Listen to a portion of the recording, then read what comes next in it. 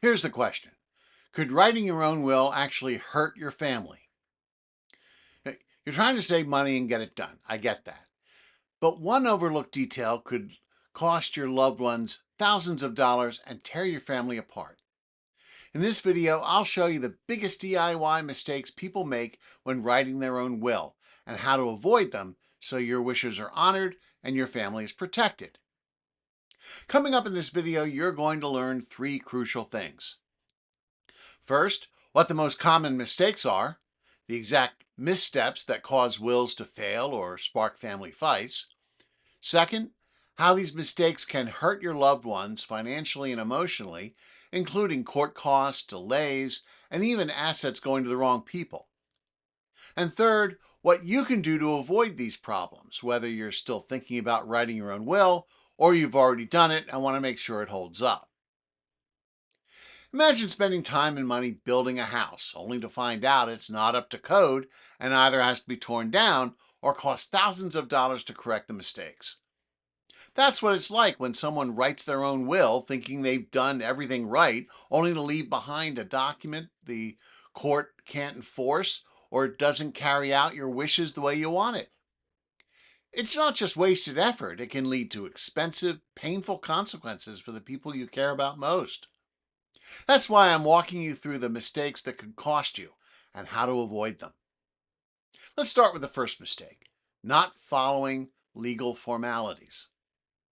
This happens when someone doesn't meet their state's legal requirements, like using the wrong number of witnesses, forgetting to sign it in front of those witnesses, or using a form that isn't valid in your state. Some states require notarization and others don't. If you don't do it the right way, the court might declare the whole thing invalid. I knew of someone whose father used an online template, but forgot to have it properly witnessed. The judge tossed the will completely. The family had to go through the probate process as if there was no will at all, called intestacy.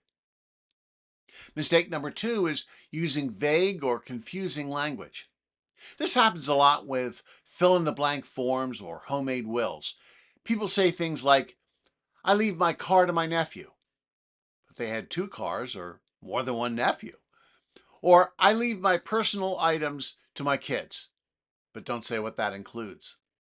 They also forget to name backup beneficiaries in case someone dies before they do. That kind of wording opens the door to family disputes, court interpretation, and sometimes someone getting left out by accident. I heard of one case where the whole family fought for months over what personal items meant. It delayed everything and made a hard time even harder.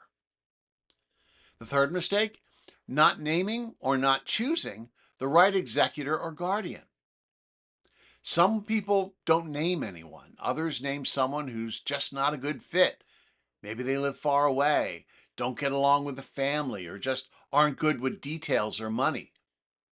If you don't name someone, the court will. But even if you do, picking the wrong person can create delays, fights, or real problems handling the estate. I've heard of situations where the executor was a cousin that nobody liked, and the family didn't trust him. That tension can last from day one, even though the will itself was clear. So here's a tip.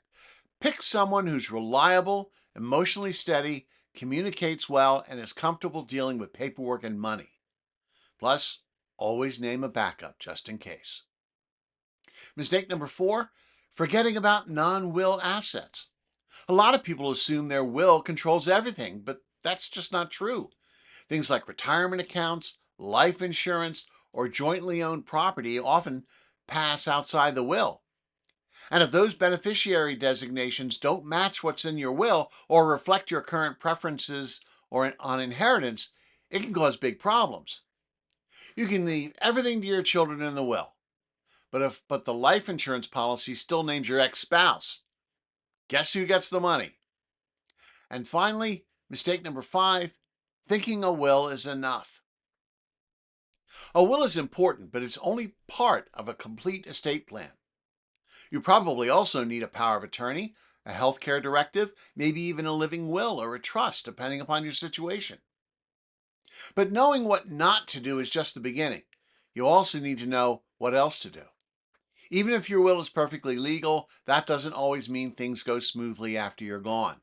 Families can still fall apart over what's left behind, especially when feelings, assumptions, or old resentments come into play. In my next video, I'll show you how to stop family fights over inheritance before they start. You'll learn how to communicate your wishes, structure your plan clearly, and avoid the kind of drama no one wants to deal with. Click here to watch that now.